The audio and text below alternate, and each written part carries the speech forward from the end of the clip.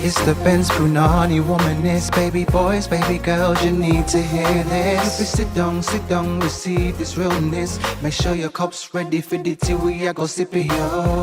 Hot time scrolling for your long shorts. You might learn something you never know. Collect you fine, and she's one of a kind. Don't say you're mine, say you're mine. Fling us together, Lord, fling us together with straws that cannot be broken. Fling straws together, Lord, fling straws together. Let's fling straws together with love. I plan to ruin every one of those songs that we used to sing in assembly just because. I mean, why not? Why not?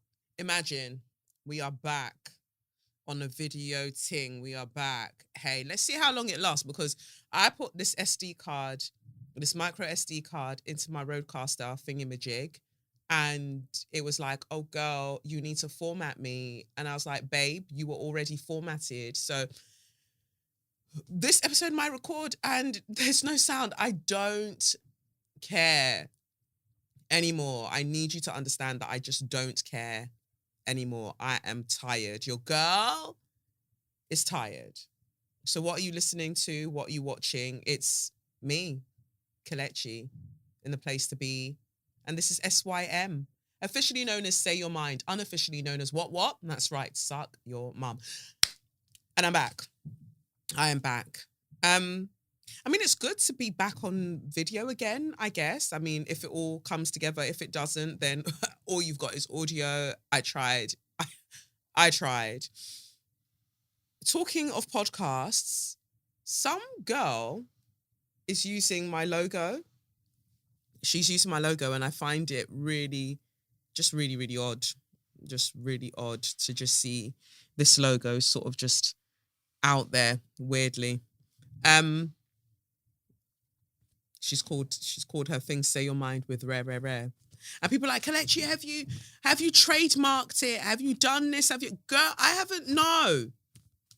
Not the logo anyway. Like she basically just tried to chop up the words and then put her name with, it's weird, but you know what? I'm over it. I can't come and kill myself over the things that people are doing in this weird space called the internet. I am exhausted also because I was hosting last night the Black Stage pole dance showcase. Black Stage was founded by Layla, aka Cutie Whippingham, amazing pole dancer, amazing person, and just bringing people of colour, pole dancers of colour together to perform in this phenomenal showcase. The talent that was on show, absolute mad ting. Greatly enjoyed hosting it. I had a really cute outfit on. I was debating whether to wear a belt with the dress that I wore by Eki Kere. I bought it from Zinkata, which is a store in Lekki in Nigeria. Asked my mum to go and pick it up for me and then bring it over when she was coming. The outfit's phenomenal. It's got a hood, you know, I love me a hood. Beautiful. So I was debating whether to wear a belt with it. I was going to wear this solid gold belt with it. Why did I put the belt on? And then I go down to the hallway, or I go into the hallway to go and pick up my bags that I'm going to take with me to this event. And then the belt snaps. Like, anyway, I was like, you know what? That's fine. The outfit looked amazing without the belt. I had another belt, but I feel like it was too 90s for the look. It didn't, no, too 80s, 90s. It just didn't work. So, didn't wear it. But the silhouette was perfect actually without the belt. And there are like 5 different ways that I want to wear this dress, like hood up, hood down, whatever. Like there are just different ways that I want to wear this dress, different shoes, sensational. My God, I can't wait. I cannot wait. Did my makeup myself. It was a very, very cute look. Not me doing a cut crease. Ow! In this cosy lives. That's like, girl, you better do that makeup yourself. Okay, because these childcare prices, these childcare fees, they are no joke. Listen to me, Rishi, little pumplex. Sort it out. Other countries, they are assisting families with paying for childcare. You're just there doing nothing, being a bitch. It's ridiculous. Talking of bitches, I'm going to talk about Suella later on as well. But they're all in this nonsense together. So yeah, I'm tired. You can hear it in my throat. My throat, rather hoarse from doing all of the presenting bits. You know, like when you're sick at something, you don't actually realize or you don't take in the fact that it's an art form. I am an incredible host. Like, maybe because I've had all of this practice on this podcast, but even before this podcast, like when it comes to public speaking, being in front of people, I don't know, there's something about it that doesn't faze me, because why wouldn't you want to get into this?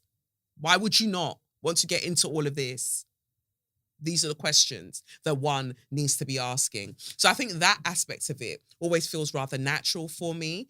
But I understand that it's not all of the people that can do this. But I guess that's why in France, what do they call it? Ranger. Range. Okay? I don't have much to say today. Honestly, I've just been purposefully keeping away from the news and keeping away from all of the bits. I need to take Lev swimming in a bit, so I'm not even going to be recording for too long. I don't have anything to say, and I honestly believe, like, if you don't have anything to say, not even if you don't have anything nice to say, if you don't have anything to say, just shut the fuck up. You know? Shut up. So knowing that I don't have too much to say, I'll just keep it cute. Because I feel like when I do say things, so I had a video out when I was talking about the 200 migrant children that went missing. I reposted it this morning because somebody shared it. And so I shared their comment about it. Then somebody else who follows me, some account called Venga for Life or something, then decides to tweet, I can't explain it, but watching somebody use all the Twitter buzzwords, it just feels like they learned their personality from the internet. Are you a fucking idiot? Clearly you're not from South London, because it said their location was like Barking or somewhere. East London guys are weird. Like, I'm not even trying to start any slander, but you need to beat that case. Like, your area of London has weirdos. West London, I don't know too much. Like, you lot are very close to the motorway. So I feel like you've got a lot going on. Can't really comment. Not to say that there aren't some absolute bitches in South, but East London guys just come with a very mean energy, and I just don't understand it. You saw a video about me addressing the fact that 200 migrant children went missing in this UK, and all you could focus on was being a hater before 12 noon. Woo! God has a lot more work to do on you, okay? That is all I'm going to say about that, because that is weird behavior to me. Like, and I reposted it, like I retweeted it, because I guess like this mood that I'm in at the moment, why am I just sharing all the good stuff? Like, let's see the nonsense things that people say as well. Like, put it out there, because it'll be good to see the people who are really agreeing with you and joining you, because you're clearly a dumb piece of shit, right? Is the thing. Because some of the things that you lot call Twitter buzzwords are simply words that you did not come across before Twitter. And so you think that they're these buzzwords, but it's just that in your circles, in your caves, like, that hadn't been brought over to you. So you think that everybody else doesn't know the things. Personality created off the internet. It's your mum's personality that was created off the internet. That's who it is. It's your mum's personality. Just giving birth to raggedy human beings. I will be damned if my child in a few years is doing what you lot are doing at your big ages. It's just weird behavior to jump on a burner, to talk about football, and then to send weird tweets to black women. Like, is that your entire personality that you've crafted for the internet? And some of you are dating these people. Yuck. Honestly, yuck. If you know that your man if you know that your man has a burner, break up with him immediately. Break up with him immediately. I don't want to hear any stories. Just break up with him. It's a very, very weird place to find yourself Disgraceful. Dating a man with a burner. I don't know what to tell you about that. Anyway, because I don't have much to say apart from, I guess, when's the live? Damn. The live show in New York is like next week. Damn. I'm going to have a live show in New York. Oh my God. I think tickets are still available. So you can get a ticket for that, or you could get a ticket for the live show that I've got in September in London to celebrate the launch of my upcoming book, Edge of Here. If you haven't pre-ordered, I don't know what the hell you're doing anymore. But again, like I said, I'm in this mood of I don't care. I just refuse to care anymore. Do what you're doing. It's funny that the time I'm saying I don't care is when I've gone to spend money getting this new camera so it can do the things that I need it to do. All very weird behavior from me, but I guess I'm just joining in with the general energy of the world.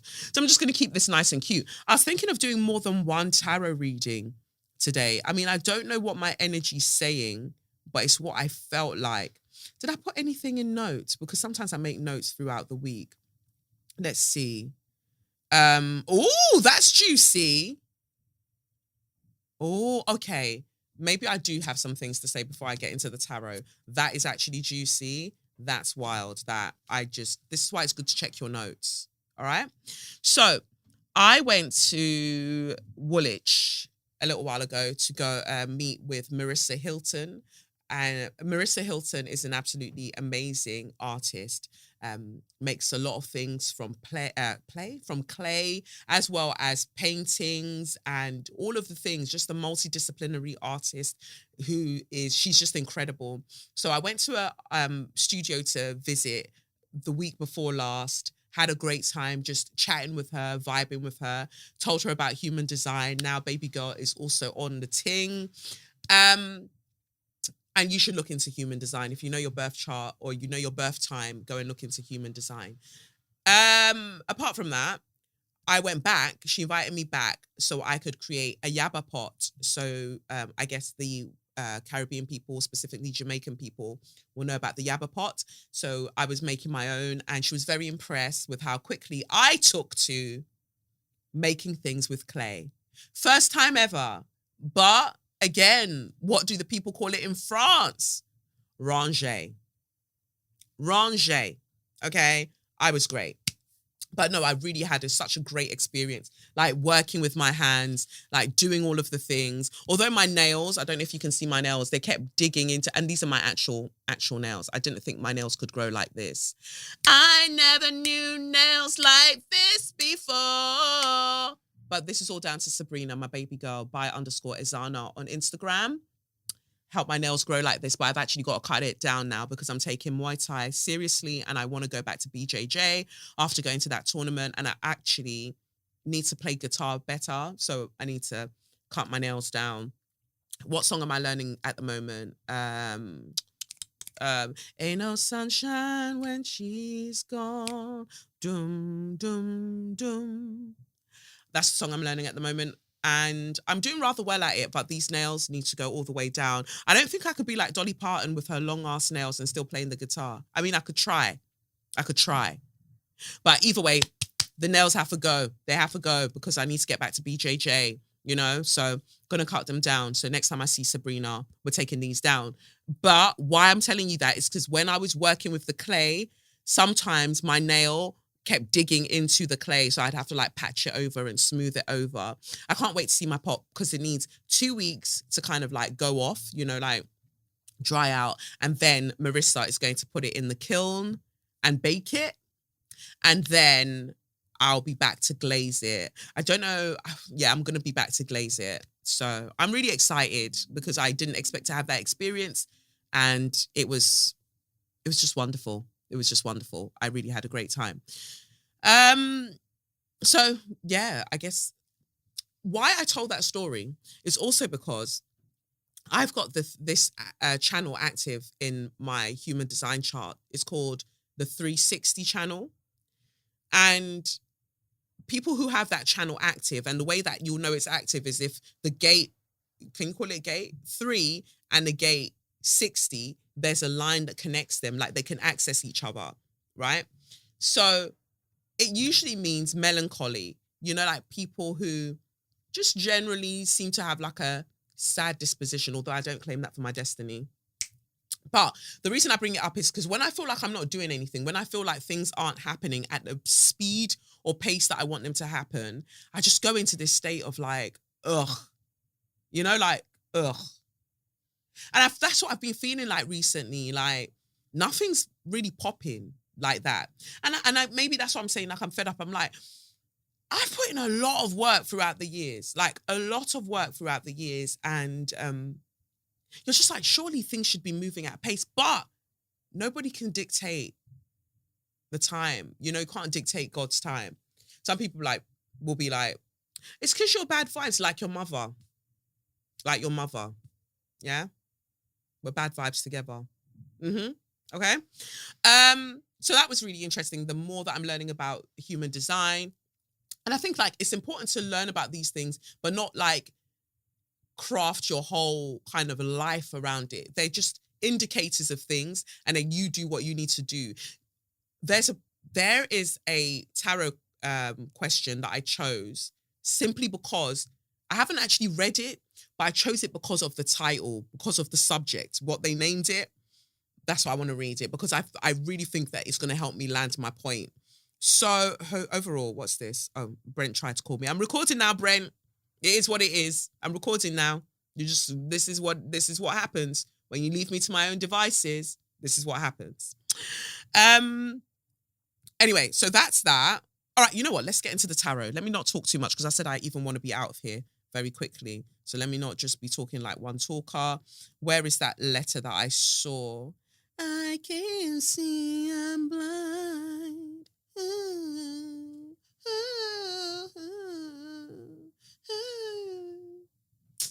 I'm sure you've missed my face, my random songs. Big up Scissor. This tarot question says, I had to check myself for a moment because I was like, am I meant to do Share Your Magnificence first? But no, it's tarot first. See where I'm at? I don't like my star sign and I don't like me. Hi, Kalechi. Sent on 30th of March, 2023. I hope this email finds you well. After listening to episode 231, Connect 4, I finally had the confidence to write in. The girl's letter you read out really resonated with me. She's of a similar age, and though I haven't experienced what she has, I deeply felt all the emotions she expressed in her letter. I almost cried as the letter was read. Almost. Lol. It's either I've ran out of tears, oh, girl, I feel you, or of energy, or both. Yeah, I hear you. But I just can't cry anymore. I hear you. It's unfortunate because not only do I need to cry, I hear you. I need to weep. I need to sob. I hear you.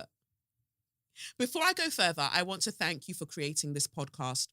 Who would have thought tarot, pop culture, and a weekly verbal thrashing would blend so perfectly into what has become my favorite podcast? I love that for us. I mean, your podcast has brought so much joy, wisdom, and inspiration. So from one Igbo baby girl to another Imela, thank you. So why I'm writing, lol, where do I start? Let's start with me, I guess. I've attached my natal chart, so hopefully that helps. I really, really don't know how much tarot, I really don't know much about tarot or astrology. I know my main star sign, which is Cancer, and that's all. Mars has just gone into Cancer, and that's pretty much where it begins and ends. This natal chart, can I say, was a very accurate description of me, and the Jupiter is in Virgo paragraph. I screamed when I first read it because it's scarily accurate. I think part of the reason I haven't looked much into astrology is because I don't like my star sign. Is that weird to say? From my limited knowledge, Cancerian women have been characterized as emotional and sensitive, and those are two words that definitely apply to me, and they're two things I've always disliked about myself. Since primary school age, I've always tried to tone down my personality to be more stoic, cool, calm, and collected because I've never liked this annoyingly chatty and bubbly side of me. There's such a massive dissociation between who I am and who I want to be. I'm going to check your moon sign, yeah?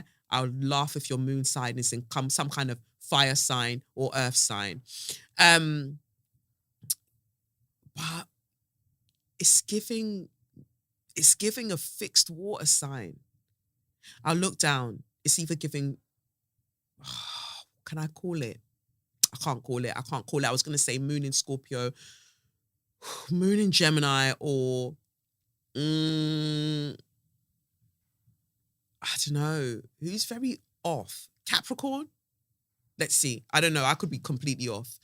Though that being said, I don't really know who I want to be, but I will explore this later. Anyway, my attempts to be a more mysterious babe over the years have been very unsuccessful. I'm still very passionate. I'm still loud. I'm bubbly, fiery, talkative, etc. It's giving some kind of fire sign. Unfortunately, or fortunately, I can't change that. So I'm more starting to lean into who I am a little more. I say all of that to say that even though I know these qualities are not inherently bad, they have been for me. They have been for me. I had to get the intonation right on that. My emotional and sensitive side has meant that I have always been prone to having meltdowns, mood swings, outbursts, which have just recently made me lose a friend. Oh, babe, and very terrible penchant to overshare. I can't wait to see what your chart actually looks like. I talk so much and regret, but I never learn.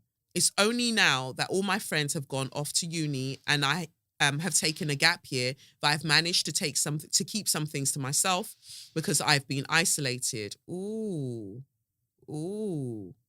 something's happening in your 12th house. Again, confiding in people who are meant to be your friends is not inherently wrong, but I've done it in a way that has meant that I've become a burden to people, always complaining, always having a problem, always requesting. Never the other way round, because I probably give off the vibe that I'm more a problem person than a solution person. But I actually have so much love and time to give because I know how I would love for people to be patient. I know how I would love for people to be patient with me. Although no one has actually said that I'm a burden, I still feel like I ask too much from the people around me, especially as I say, they never ask anything of me. Over the years, I've let life's problems define me and I've become such a miserable and angry person. What's worse is that most of the problems I've experienced in life have been of fault of my own. I've known better, but have never really done better. It's ironic that my happy, bubbly nature that I was trying to suppress is something I desperately want now. There are times where I'm still fun and vivacious, and I think this is what draws people to me. However, this also equally coupled with me being passive aggressive and even vicious to people that that care for me. Wow. Though right now, I don't know who actually cares for me anymore. I'm not really close with my friends anymore. I distance myself from everyone by deleting social media because honestly, I don't want to be... You have Scorpio placements because why are we like one person? Honestly, I don't want to be perceived. I just feel embarrassed in who I am and in the fact that I have not seemed to progress or tapped into any of the potential that I have. I don't like the fact I've been hiding. I desperately want to show myself to the world because deep down, I have so much to give, but I just can't bring myself to do it. I've been struggling with confidence for years now. I lost it after a bad friendship breakup a few years ago, and I've not been able to restore since. Ironic, because I was a very confident child too. But back to friends. I distanced myself from my friends, so in my solitude, I could work on myself and be a better person for me and for everyone around me. The work you ask? CBT for my ADHD, which is the bane of my existence and the worst thing about me. Talking therapy, meditation, journaling, and trying to strengthen my relationship with God. Has it worked? Meh. I feel like not much has changed. Stagnation and repeated cycles is a common theme in my life. I reject it in Jesus' name. But again, I digress. Yeah, I hear you. So yeah, I distanced from my close friends to become a better person, but it backfired because they then said I was too distant and they felt like the relationship was not there anymore. I still maintain if regular communication is something that is important to you, then maybe communicate that, but I won't argue my corner too much because I know their feelings are valid. But honestly, my friends expect communication every single day and I'm not at a place to do that. I don't think that I have evolved past them, definitely not, but I've just changed. The light-hearted topics that we would discuss for hours in the past, I have no interest in anymore. It's giving Mercury in Scorpio, but again, could be wrong. I'm going through one of the most difficult periods of my life. They can't understand that. All they say is, Bele. I feel like my dreams and aspirations become more distant each day. It took me so long to have the faintest of ideas of what I wanted to do and achieve in this life.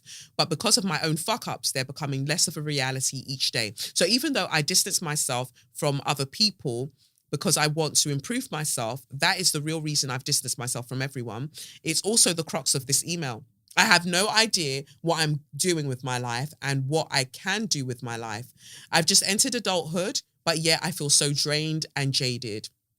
I'm scared and I'm apprehensive because I have so much disappointment and letdown in my life. Nothing major, but regardless, it has just ate away at my self-confidence and bravery.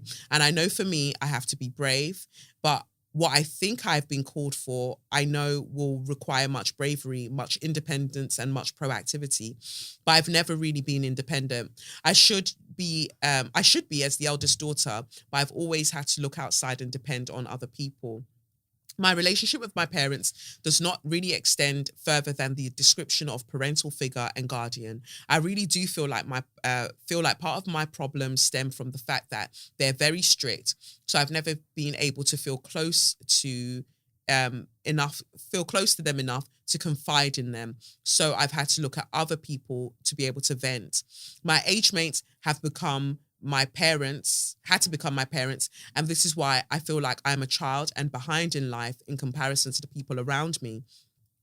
If you ask my parents, because I'm on a gap year and not in uni, that is true. They have never really got They've never really got over me making that decision for myself, but I will never regret it. This is the first time I've seen actual growth and change within myself. Anytime I've changed in the past, it's not because I actioned it or wanted it, but because I was forced to adapt and toughen up to a negative situation. Though I haven't toughened up, not really. I've just become more hollow, fragile, and numb. Numb is definitely the word I would describe my current state. You probably have the 360 channel in human design as well. It's not ideal, but I definitely prefer it to being depressed. Depression meant that I was suffocating under the weight of all of my emotions, mistakes, and regret. Numbness means I feel nothing. So in a way, I am now stoic. I guess I got my childhood dream. Ha! But of course, that is a lie. I know eventually something will trigger me and this facade of okayness will crumble when I step into the real world. I saw a tweet that said, "You can't grow completely in isolation." And I know that that's true. Even I remember you saying in a previous general tarot poll for Cancer specifically that we need to love ourselves for who we are now and not who we think we can be. A word. Because I come with these timeless words. All right? Anyway, I fear I have rambled with no sense of direction, so I'm going to wrap up with specific questions. How do I go about finding clarity about what I should do with my life? It's been a very major source of my insecurity and confusion. I don't know which direction to take. Especially the options are limited due to my not being able to perform well in my exams due to my severe procrastination and ADHD. I think I want to do something in nutrition. I definitely think there's a gap when it comes to healing through diet, and I would love to focus this on the Black community. I know I deserve better. I know I have a lot to give this world. Ooh, I said I felt Capricorn or maybe Aquarius, because deep down, I know I'm smart, I am creative, and I'm kind. And those things are significant, but I just need to find a way to put myself out there again. How do I find my confidence again, Kelechi? I'm tired of hiding and repressing and not living my truth. That really was my only question. Education and career have really been the bane of my existence for a decade. I provided all of this other context because I really am interested to hear what else you have to say to me, but freely and without prompt. I feel that there is a great message for me, and I don't really want it to be confined to any query, but I put forward because I do know there is something more expansive to be, I'm adding the words missing here, because I do know that there's something more expansive to be said. Anyway, That concludes my email. I really do pray this gets to you. I really do. In the meantime, I will keep praying for myself as well. God bless you, and hope God continues to cherish you with all of the things. So much love, a baby girl. I love the extra L's. Let's get into this chart. So sun in Cancer, moon in Cancer, because it was giving moon in water sign, but still. Mercury in Leo, that's why you want to be out there. I thought Mercury in Scorpio, but Mercury in Leo is why you want to be out there sharing your bits with the world. Mars in Leo, so you definitely want to be out there. Jupiter in Virgo. Saturn in Cancer, okay. Uranus in Pisces, so Saturn is going to be rubbing up against your natal Uranus. Neptune in Aquarius, the aspirations you have for yourself. North Node in Taurus. So that's why you're feeling it. You're having, you've got your North Node in Taurus and the North Node. So you're basically having a nodal return. Like the North Node is touching, well, basically you've got your North Node in Taurus and the North Node is currently in Taurus. So you're feeling that. That's what you're feeling. This wanting more, this insatiable or this kind of perceived notion of insatiable energy. And your Mercury is conjunct your Mars. So you've always had things to say. You've always had things to share. And it's all about your emotions. Like in Leo, come on. Like the things you want to say, the things you want to share need to be out there. So if you've got that and then your sun is in Cancer, that's really interesting. Your sun is in Cancer, but you've got your Mercury and Mars in Leo, which is a fire sign. So you've got a lot that you want to share and that you want to be. So basically the conflicts make sense when you talk about who you are and who you want to be. I don't know if it's who you want to be, but what you want to say with Mercury, what you want to communicate, and the fire, the passion that you have. Mercury and Mars, both in Leo, and Leo being ruled by the sun, and then your sun is placed in Cancer, where it's really there, wanting to kind of like be there for people and feeling like it needs other people. It needs to communicate with people in that way. But Mars, I believe, has gone into Cancer. So you are going to find that Mars then interacting with your sun, you're just going to have a lot of restless energy, and that's okay. That is okay. I think you sent me a follow-up email. So let me just, before I say what I want to say, what's the pattern saying to me today? Girl, I know, okay? The pattern just wanted to remind me it's possible one or both parents may have been emotionally unavailable or physically absent from your life. Perhaps someone passed away. Rare. Perhaps someone passed away or was just gone for other reasons. The pain of feeling abandoned might have given you the early impression that relationships are connected to loss. Why did you need to drag me while I'm recording the podcast? Why? Because I'm aware. Anyway, let's get back to you, baby girl. So I think that you followed this up with another email. You sent me the entire report. I love that you are all sending me your entire report. Let me see what you've put here. Revised. Oh, I think you then wrote it again. You are hilarious. So you then went and wrote the email again to make it, I guess, more concise. No, it looks like the same length. Either way, I've read it now. It is what it is. I don't ever want to hear any of you saying that you don't like your star sign, that you don't like your birth chart, that you don't like yourself. That stops immediately. Not on my watch. Okay? Because let me tell you something. You are incredible. And I was saying it earlier that you can't allow astrology, human design, Christianity, Islam, whatever. You can't allow any sort of belief system to govern who you think that you should be in this life at your core, that your value. Like you can't let any sort of religion, any spiritual path take you away from the fact that at the end of the day, at the end of the motherfucking day, you're still a G. You are. And pardon me, because that saliva really entered when I had that moment of inspiration. God, let me finish. Some people who have really challenging birth charts go on to be the most incredible, notable legends in this lifetime. Why? Because even those challenges really did bust with them. And they said, despite that, I'm still going to show you whom's I am's. Because in every chart, in every destiny, there is potential. And this is where free will comes in. Like, you have to pattern the thing. Because there are people who on paper have incredible birth charts. Like, wow, you've got this yard, you've got this, yeah, you've got this, you've got this, you've got this. But are they actualizing the potential that's in that chart? No. Because free will plays a major part in everything that we do. All of these charts, all they tell you is the possibilities. Then you have to choose which possibility that you want to actualize. It'll tell you about your environment, sure, because we've got like the planets that are further away, the Neptune, the Pluto, the rare. They tell you about the environment you might have been born into. But my G, it's then down to you to decide that even in this environment, I'm going to fucking thrive. I don't care if you want to tell me that a cheese plant has never thrived in, I'm saying cheese plant because I've got a cheese plant and it is struggling. The cheese plant is struggling.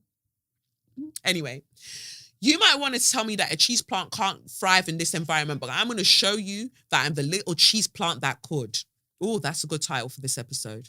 I am the fucking cheese plant that could, okay? And I will thrive in this environment because, baby, you're going to need to thrive in this environment. There's nothing else I can do for you, okay? Anyway, so when you say, I don't like my star sign because of the way that it's described, remember that is the star sign. So that is I guess that is the ego, sun, what we see, right? But there are so many other facets that make you you. And I don't want you to ever disrespect your higher self to the extent that you want another self. You want another you. There is only one you. And so, okay, maybe you overshare a bit. Yeah, maybe you are, as you perceive yourself to be, the person that's, coming to people with their problems and this and that. But let me tell you about the beauty that I saw in your email. You are aware. You are so fucking self-aware, and that is a gift. They can't. No, I don't know the actual Mariah Carey song, so I can't do it. But that is a gift because a lot of people are walking around right now and they are not self-aware at all. At all. The things that you're noting about yourself, that is the growth. That is literally the growth. To be able to see yourself and be like, these are my patterns, these are my habits. Give yourself a break. Healing isn't always about doing and doing and doing. Sometimes, let me tell you something. Sometimes healing is about sitting in the person that you are currently, knowing in your heart of hearts that you do want to strive to be better and you are working towards being better, but appreciating the you that you are now. Because one minute you're like, oh, I don't see the growth. And then the next minute you actually do clock the growth in the story of your email. And I'm doing that to show the length because, girl, you wrote, okay? In the story that you told there of your life, I see the growth. I see all the effort that you're putting in. And you just said that you just entered adulthood. Some people are, no, let me not even say that. Wow. Let me just say this. Some people have been in adulthood. They have memberships in adulthood that have been for I don't know, the past 10 to 15 to 20 to 40 years. They don't have your level of self-awareness. Give yourself a break. My little cheese plant that could. Yeah? You're doing wonderfully, baby. And also take into account the neurodivergence, the ADHD. Like, you talk about the procrastination, you talk about all of that, and I hear you. Give yourself a break. Give yourself a break, because when you are ready to create the thing, I believe that you will create the thing, whatever it is. Education, all right, cool. The traditional education path may not be for you. So there are people with degrees out there that are fucking cunts. So what is a degree even? Not to shit on the people who have the degrees and have plenty. Like, I'm happy for you. But the fact of the matter is that not everybody needs a degree to do what they need to do in this life. Because life is another university. Yeah? It's another university. It's another university. It's another university. Yeah, it's another school of life. And that is what you're trying to pass. Academia, the people that do great in academia, big up yourselves. But what you're trying to pass is this thing called life. Take it easy. You're trying to do all of the modules at once, and then you're beating yourself up because you're like, give yourself a break. Give yourself a break, my little darling cheese plant, because you're growing as best as you could. And I think it's actually, you know what, spirit moves in wild ways, because I think I was meant to read that to you from my chart about my pattern, that when you don't have specific influences, healthy influences in terms of parental figures growing up, there is something about that means that you yearn for connection with people, and then you go about doing it in very odd ways. Like trust me, baby, you don't want that stoic personality, you know, because I'll be there like, I don't need friends. I'm all right. I'm good. I'm not good. I'm not. You need friends. You need people. You should let people in. But then I'm so suspicious of people. Like, why are you being nice to me? Why do you care for me? Why are you doing that for me? Because it comes from a place of when you didn't really see that when you were younger, you don't understand that to be the default. You should be cared for. You should be cared for. That you should have people around you who express how much they love you and how much they want to be around you and tell you the good things. You should have that. So when people do that, you don't have to be suspicious. However, that's not to say that sometimes the suspicions don't pay off, because sometimes you'll let people get close to you and they start doing weird shit. Like, and one thing I don't like is if something's happening with me, especially if it's to do with my business, and I feel like you've been chatting my business, like literally my professional business, to somebody else, instantly you're going to feel that kind of, that barrier's going to go all the way down. Like, that's it. Or up, down, up, down. You know what I mean? But the walls are going to go up. Yeah? And they're going to be sturdy, like my vaginal walls. Don't play. Don't play with information. Don't play with things. But at the same time, I know that it's not healthy to be suspicious of everybody. Sometimes people just want to love you. And yeah, you might feel like, oh, you know what? My friends never come to me with their things. It's me coming to them with my things. Okay. And then you're then saying that your friends are feeling like you're distant. So maybe you've managed to get friends around you that are actually okay with you coming to them with things. But then there are some friends that really try to use that as a crutch, and they feel like the only way that they have value in your life is for something to be wrong with you. These are all things that you need to explore. I don't know the answer. But when you talk about not wanting to be perceived, that is definitely water sign energy. Yeah. We're like, yeah, I don't want to be perceived. I don't want to be seen. But at the same time, you do want to be seen. And the whole reason you're actually going away and not wanting to be perceived is because you don't feel like you're being perceived in the way that you want to be seen. That is a word. Anyway, what does Spirit have to say to you about all of this? Because I've really been just talking 42 minutes.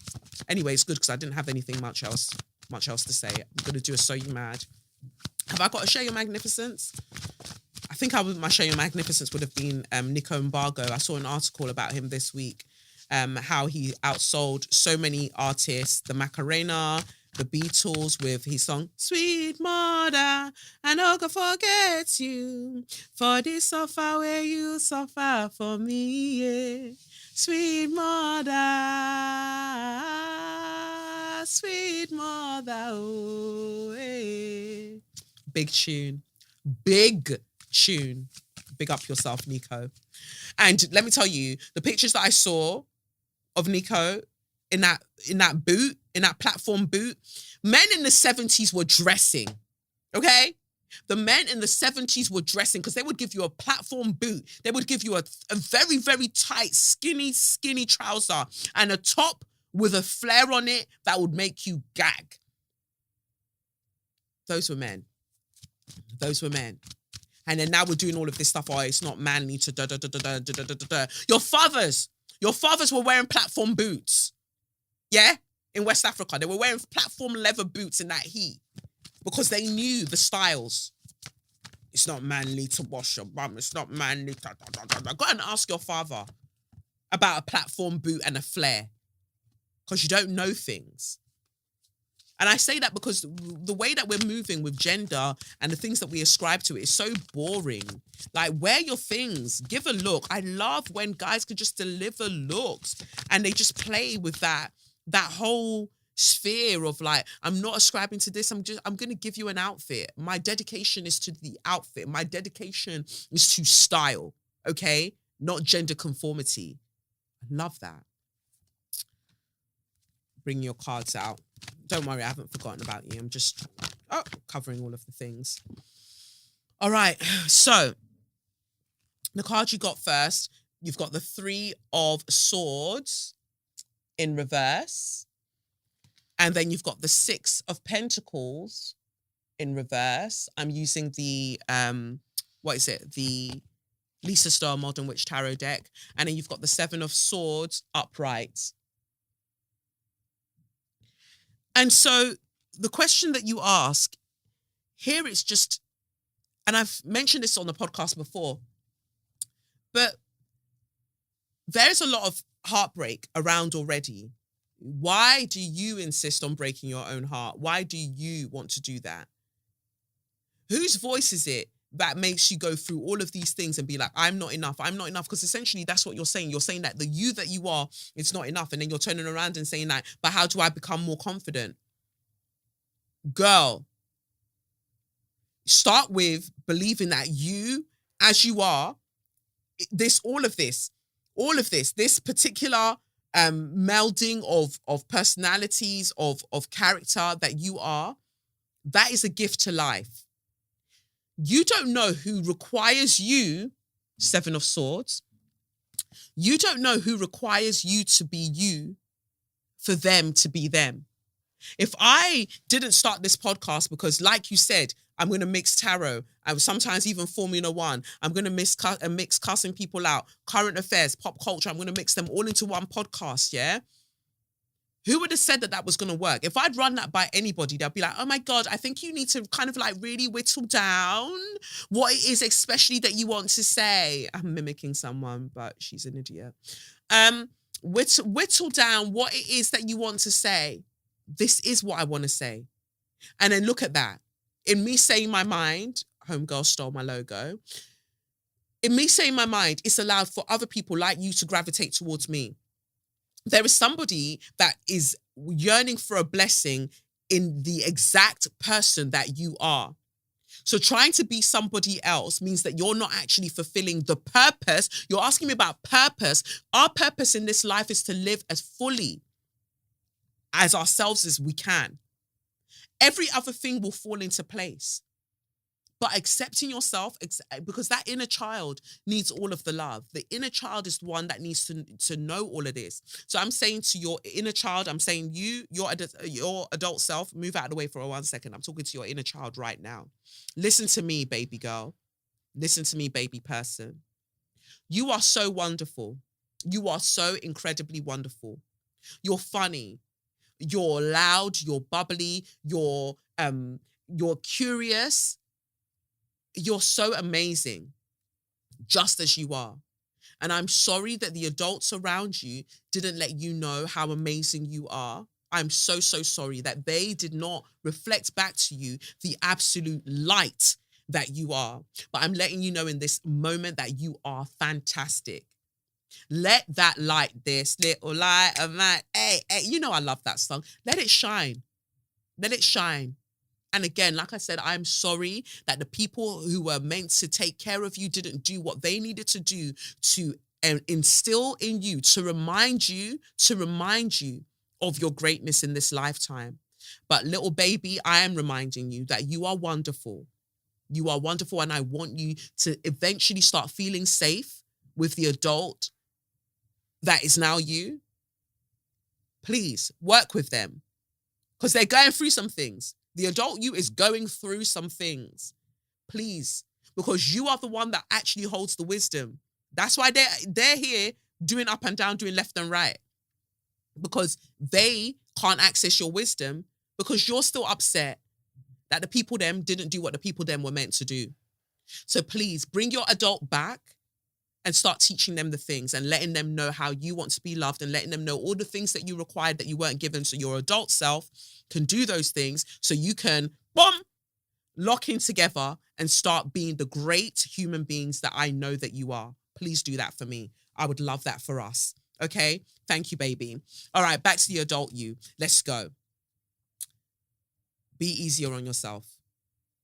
Listen. Rather than the voice that's telling you that you're not this and you're not that and you're not this, take a moment and ask yourself, like, where is that rooted?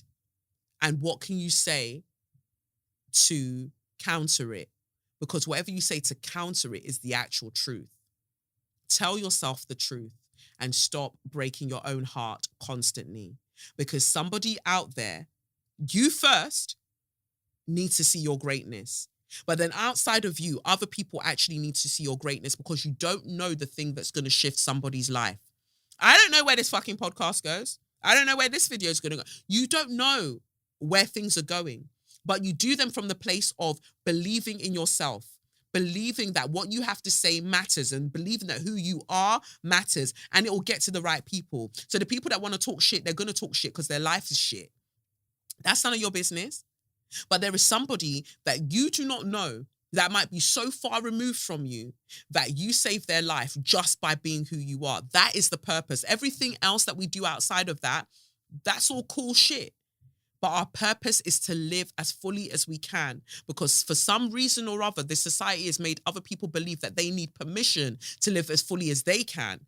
And sometimes you're their permission slip. Yeah? You've got to show up. You've got to. So that's that. Wow, that was a long tarot reading. I hope that that resonates with you. Oh, let me pull a Dickhead in Recovery card for you. Let's see what this says. I can see your blood. Sorry, I don't know what. Anyway, what's the card for you before we wrap this up? Wrap this up. Let's see what we got. To give you up. So let me blow your mind. Hey. Oh. Okay, I guess that's the card. Oh.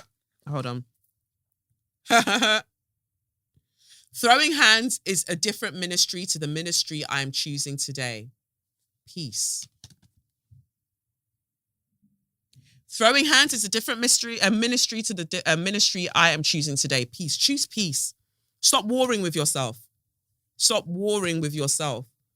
There's so much war out there already for us. America, I'm looking at you. And Britain, obviously, but Europe, you're mad. But generally, what I'm saying is that there is already enough war out there in the world waiting for us. Don't fuck yourself up by being at war with yourself as well. Like, I'm talking from experience. Like, me, if we're talking about warring the self, me, I'm a veteran. Let me tell you that. Yeah? No. You've got to have an ally. And that first ally, that first person that you can trust in the state of all of the fuckery has to be yourself. Yeah? You're so good. You've got this.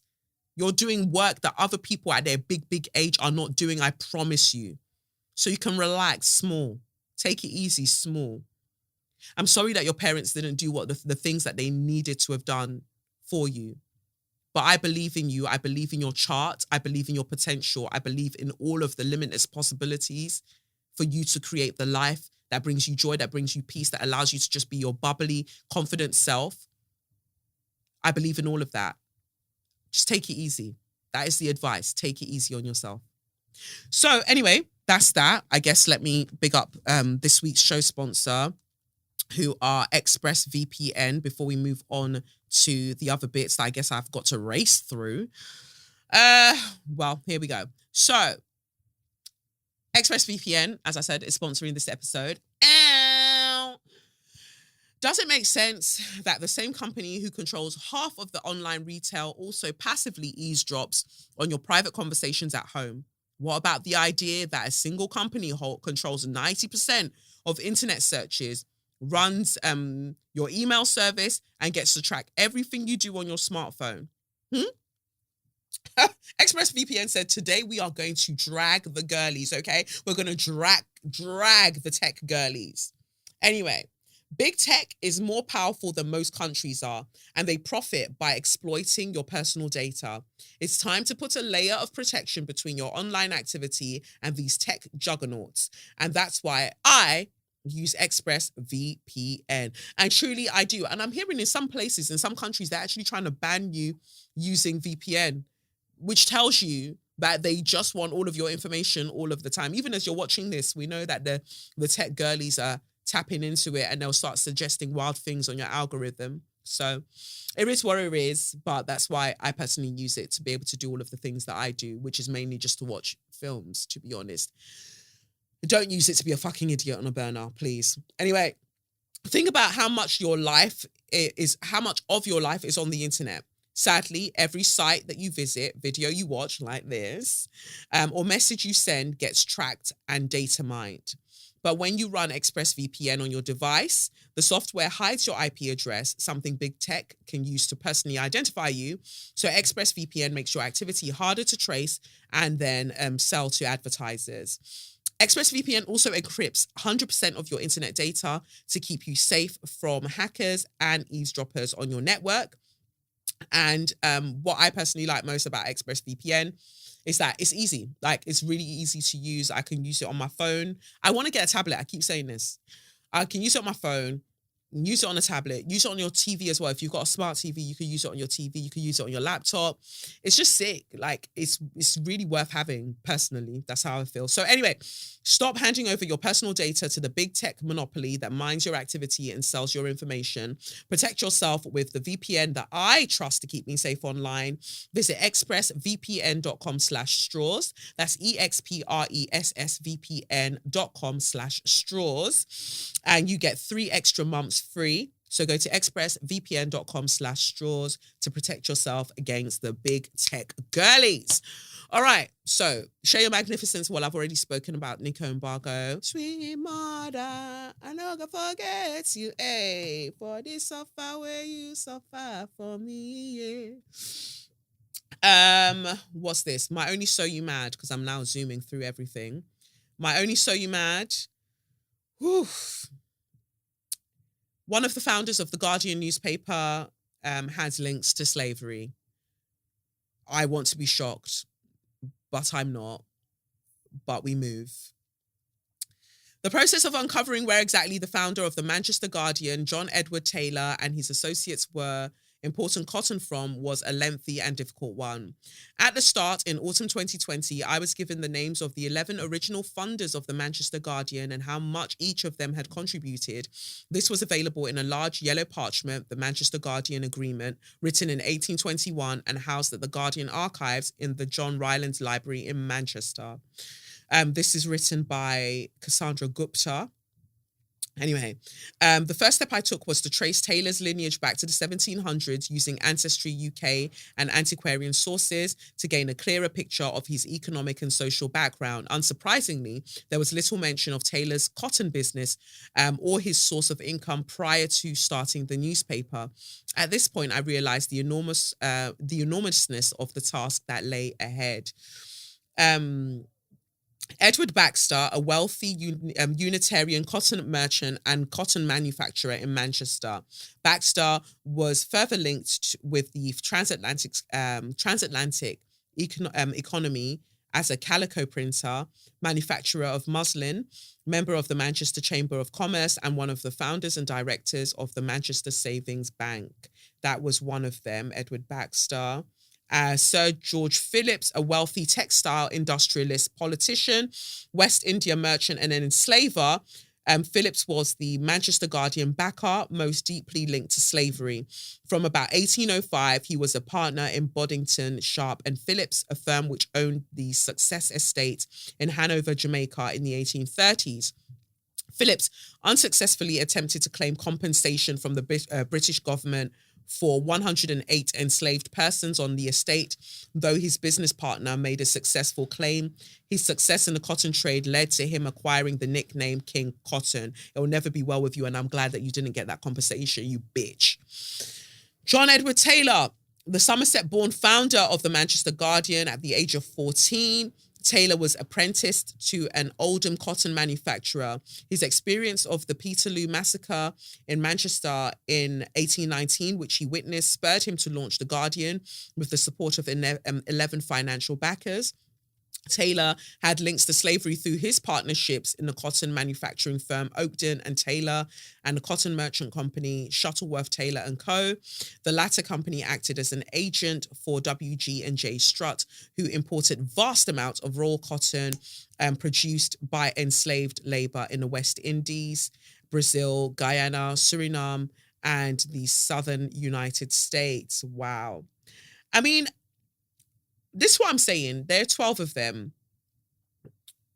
George William, let me read them before I say, no, I'm going to say what I want to say first. This is what I mean when we don't teach history properly, because people need to know things like this. I just feel like it's important, like, okay, The Guardian has done good bits over the years in terms of articles that they've put out. It is also balanced and fair to also know that it was started by people who had strong links to the slave trade, because let me tell you the secret. A lot of the man dem did back in the day, not just the man dem, the white girlies too. A lot of them had links. So why aren't we able to just talk about it? Why? Because the more that you try to leave it out, you're creating an incomplete history, and that is not okay. Because you have some of these people on social media writing comments because they haven't been taught proper history. They haven't been taught full history. And then you have them out there looking like fucking idiots, and that's not good. George William Wood, a leading merchant. I've read his one. Did I read his one? No, I didn't. A leading merchant in Manchester and a partner in Shuttleworth Taylor and Co. and in the hat-making firm Phillips Wood and Co., which had strong links to enslaved labour in Brazil and the cotton trade. A Whig MP, twice president of the Manchester Chamber of Commerce, and a man who helped to form the Manchester Literary and Philosophical Society. Wood's case is emblematic of the interconnectedness between Manchester cotton merchants and the city's social, political, and cultural elite, of course. And even with all the MPs that we have now and their links to the slave trade, like, you wouldn't have gotten the education, the lifestyle, the everything, had it not been for your family being enslavers. You wouldn't have. And you need to make that right one way or another. Robert Phillips, 5 of 12, a member of prominent Manchester family, a cousin of George Phillips and a partner in the cotton firm Shuttleworth Taylor and Co. and in Phillips Wood and Co. And he was also related to Hibbert and Yates families, who were both enslavers. Wow, the girls were really enslaving back in the day. Say back in the day, like they're not profiting from it now. William Duckworth, a Unitarian attorney and son-in-law of Robert Phillips, Eton-educated Duckworth, would have benefited from the cotton trade through his family's multiple property holdings, along with John Edward Taylor and George William Wood. Duckworth was recorded in 1826 as being in support of ameliorating, the condition of the slave population of the colonies. Pussy clarts. Samuel Pullane, a calico printer and director of the Manchester Fire and Life Assurance Company. He was probably an elite and influential member of the mercantile Manchester community. As the export of cotton goods rose and distribution facilities such as warehouses and mills increased, Pullane would have profited from the high demand for insurance. And that's the thing.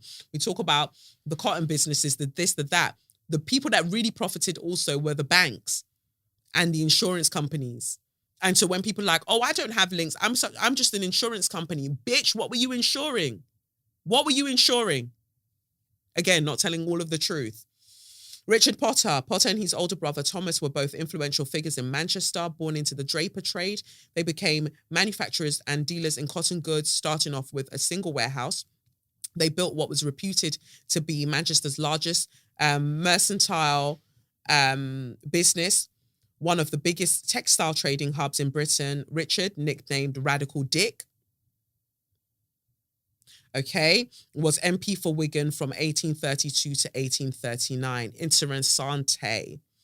Sir Thomas Potter, Thomas's brother Richard, had bought the original warehouse with another elder brother, William, who left the business in 1806. After this, and as Richard became immersed in politics, Thomas became more involved in the brothers' business affairs. Thomas served as Manchester's first mayor from 1838 to 1840. His wife's family, the Baylors, also had links with slavery. So the elite in Manchester, are you all enslavers? Like, wow.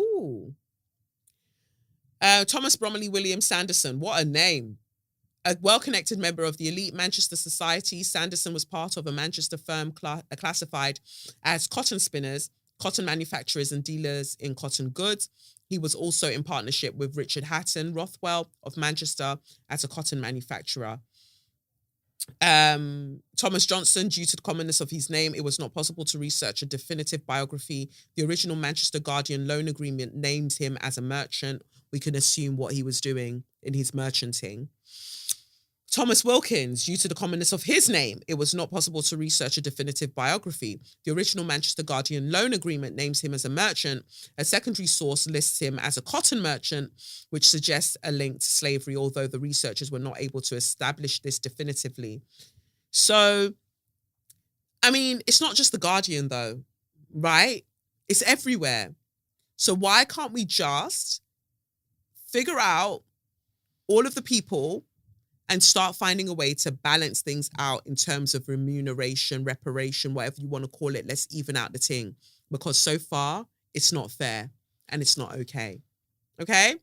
So that's all I really wanted to say about that. And also for, I guess, straw of the week before I bounce and get out of here. Suella, you and that face of yours, it will never be well with you, you cow. I don't want to go too much into the whole thing, but let me see if I can even play it. Can I play it? Yeah, you'll be able to hear it. Brent's going to do magic and you'll be able to hear it even on the video as well. Let me get the thing up. Suella was on the news talking about British Pakistani men, and basically insinuating that they were at the forefront, or they are at the forefront of the grooming gangs all around the UK, specifically like in the Midlands and up north, I believe. But again, research has shown that it's mainly white men that are part of these grooming gangs, also thinking about the population of Britain and all of that. But you don't say that part. All you say is mentioning the Pakistani men. And again, brown and black faces of white supremacy, I don't know what to tell you anymore. I just don't. It's really, I just don't. But watching her, let me see if this will play.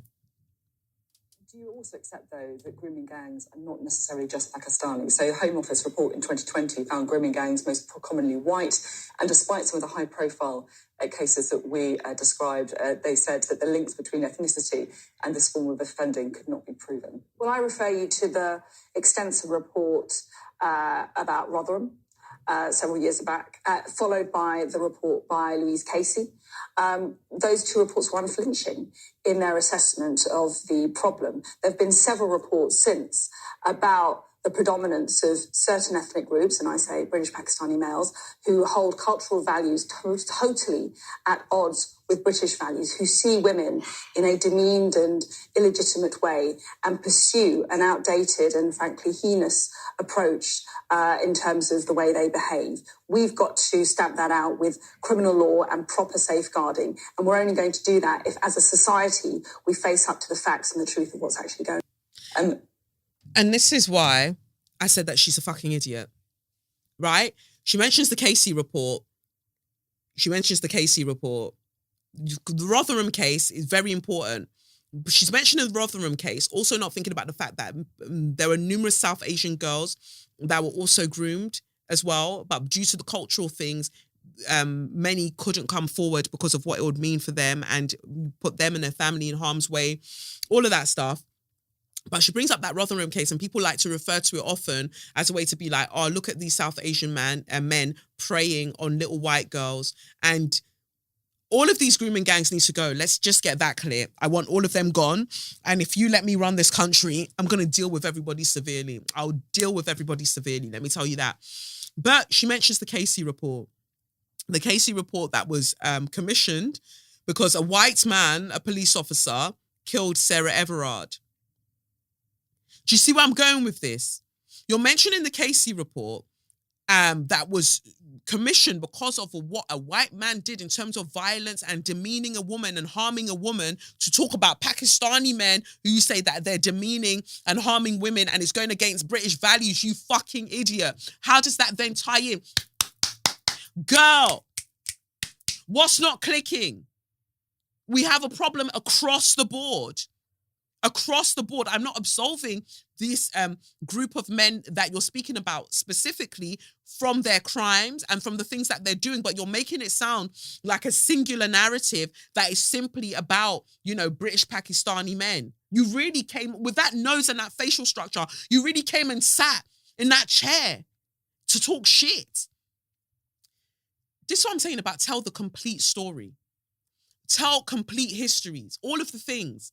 Because all of this is being documented and it's been archived, but you're spreading, in essence, incomplete stories. So therefore, they're fallacies. Violence against women and girls is endemic, and something needs to be done. Where you cause us more harm is by shifting the gaze and shifting the lens and being like, oh, it's this group of people only. Because she wants to be able to run with that narrative. So when she wants to run with the narrative about black people, no one's going to challenge her. When she wants to run about this narrative, working class people, disabled people, trans people, she can run all of these narratives and nobody's going to challenge her, because each time she's focusing on people and she's hoping that your bigotry, the bigotry that we should have internalized in this society will make us go, yeah, you know what? I actually don't fuck with Pakistani men like that. She's correct. Or I actually don't fuck with this group of people like that. She's correct. She isn't. And we're going to find ourselves in a very, very dangerous place if we allow people like Suella, the one before her, Preeti, and even Kemi. Like, if we allow these people to just say wild shit, and I'm focusing on the women because I, as a woman, I'm like, what the fuck are you doing? If you care for our betterment, and I don't think that you do, you would move so differently to how you're moving now. If you care about nothing else, womanhood, no, but again, construct, whatever. I'm even going off tangent. What I'm saying is that the men, the bar is in hell, so they're just doing what they're doing. But the women, I'm just like, maybe it's my internalized sexism. I just expect better. Like, what the fuck? You're making people more susceptible to harm by not telling the full story, in that white men are part of a lot of these grooming gangs. And then we know that 200 migrant children went missing recently. We're not really talking about that. Why? It just feels like everybody's in cahoots with everybody and we're being gaslit and we're just meant to go along with all of the things. And I, for one, am not going along with it. It's ridiculous. People are sleepwalking through life. I'm talking about Britain specifically. People are sleepwalking through life. Everything is crumbling the fuck around you. And you're just like, well, what can we do? What do you mean, what can we do? Count how many of us there are and count how many of them there are. What do you mean, what can we do? It's getting ridiculous. It's getting ridiculous. That's all I wanted to say. Anyway, I guess I'll wrap this up then and head out because I need to go and do some things. So if this video is recorded, we've got a video. Yes! If it's not, we'll go again next week. But it's great to have recorded, to do all of the things. Yeah, I think I'll record an episode next week before going to New York. Wow, it's already happening. I hope that you've enjoyed the episode. I have been Kelechi Okafor, and this has been SYM, officially known as Say Your Mind, unofficially known as What? That's right, Suck Your Mama. You can follow me on Twitter, Instagram on @Kelechi Okafor, @SayYourMindPod. TikTok, I'm sure I'm called something there as well. You can get some exclusive bits and join my close friends stories on Instagram by joining patreon.com/Kelechi Okafor. Then you'll be seeing all my Shady F1 tweets. I'm really glad that Lewis Hamilton got a podium. I haven't watched the Australian Grand Prix, but I hear that it was an absolute mess. So I'll go and check that out. I think that's it. Anyway, catch you on the flip side. Peace. It's the Benz Punani womanist, baby boys, baby girls, you need to hear this. Sit down, receive this realness. Make sure your cup's ready for the tea, we are go sip it, yo. Hard time scrolling for your long shorts. You might learn something you never know. Collect you fine, and she's one of a kind. Don't say you're mine, say you're mine.